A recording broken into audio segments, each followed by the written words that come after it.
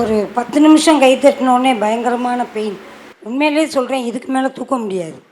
பாஸ்டரையாக தான் எனக்கு இந்த 1.5 வருஷமாக கொஞ்சம் கொஞ்சம் மேலே கதவை தாப்பா திறக்க முடியாது.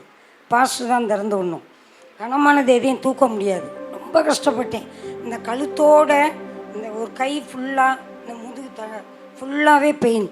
இந்த 1.5 வருஷமாக அருமையான பிரதர் அவங்க வந்து ஒரு உண்மையிலே ஒரு வெளிப்பாடாக எலும்பிலே உள்ள பலவீனங்கள், எலும்பில் உள்ள அந்த நோய்களை கர்த்தர் இன்றைய தினத்தில் விடுதலையை கொடுக்குறாருன்னு சொன்னார். அதுக்கடுத்து தசைகளில் உள்ள எல்லா வழிகளையும் நீக்கிறாங்க. பிரதரோட அந்த தீர்க்கதரிசன வார்த்தையினால அதை ஜெபிக்க பொழுது கர்த்தர் எனக்கு பரிபூர்ண விடுதலையை கொடுத்தார். கர்ப்பப்பையில் கட்டியிருக்கிறாங்க, வயிற்றில் கட்டியிருக்கு. நான் ஒரு டாக்டரை கன்சல்ட் பண்ணி போனால் 4th ஸ்டேஜ் ஆயிடுச்சு அப்படின்னு. முடியெல்லாம் கொட்டிருச்சு, ஒன்றுமே கிடையாது, நான் 0 ஆகிட்டேன். ஸ்டேஜ் எங்கே இருக்குது, கர்ப்பப்பையில் இருக்கா இல்லை வயிற்றில் இருக்கா, எந்த பகுதியில் இருக்குன்னு அவங்களாலையும் கெஸ் பண்ண முடியல. ஆனால் ப்ளீடிங் போயிட்டே இருக்குது. கன்ஃபார்ம் பண்ணி 2-3 நாளில் நீங்கள் வந்துடுங்க ஆப்ரேஷனுக்கு. டைரெக்டாக என்ன பண்ணிடுங்க, பேமெண்ட் கட்ட சொல்லிட்டாங்க. இத்தனை லட்சம் ஆகும், கவுண்டரில் கட்டிட்டு வீட்டுக்கு போங்கன்னு சொல்லிட்டாங்க. ஆனால் எனக்கு ஒரு நம்பிக்கை இருந்துச்சு, என் தகப்பன்கிட்ட இருந்து ஏதாவது ஒன்று எனக்கு வரும். ஆனால் அந்த நம்பிக்கை மட்டும் இருந்துச்சு. அந்த பாஸ்டர்ஸ் மீட்டிங் நடத்தும் போது லாஸ்ட்டாக ஒரு அனாயிண்ட் பண்ணி ஒரு கிளாத் கொடுத்தாரு. இதை எடுத்துகிட்டு போய் நீங்கள் ஜெபம் பண்ணுங்க, இதுலேருந்து வல்லமை புறப்பட்டு ஹீலிங் உண்டாகும் அப்படின்னாரு.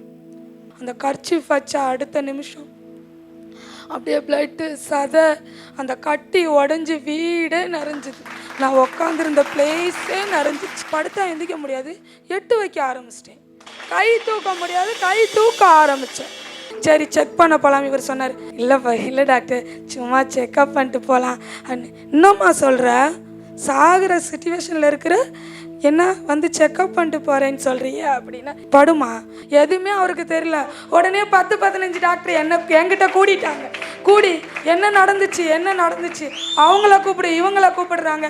நான் ரிலாக்ஸாக படுத்திருந்தேன். எனக்கு தான் தெரியுமே நான் ஹீல் ஆகிட்டேன்னு.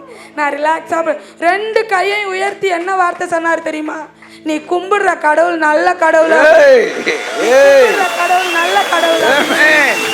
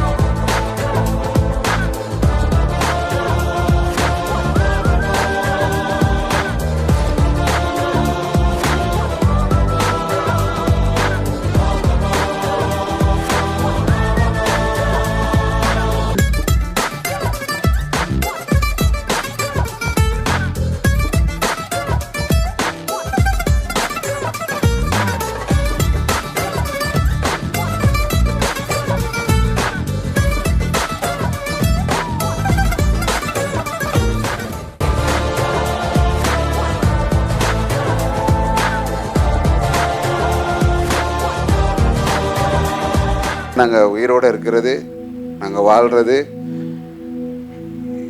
நான் வந்து இங்கே இருக்கிறவங்கள்ட்டையும் சரி, நான் பார்க்குற பாஸ்டர்ஸும் சரி, நீங்கள் வாழணும்னா நீங்கள் இந்த ஒரு சத்தியத்தை கேட்கணும்.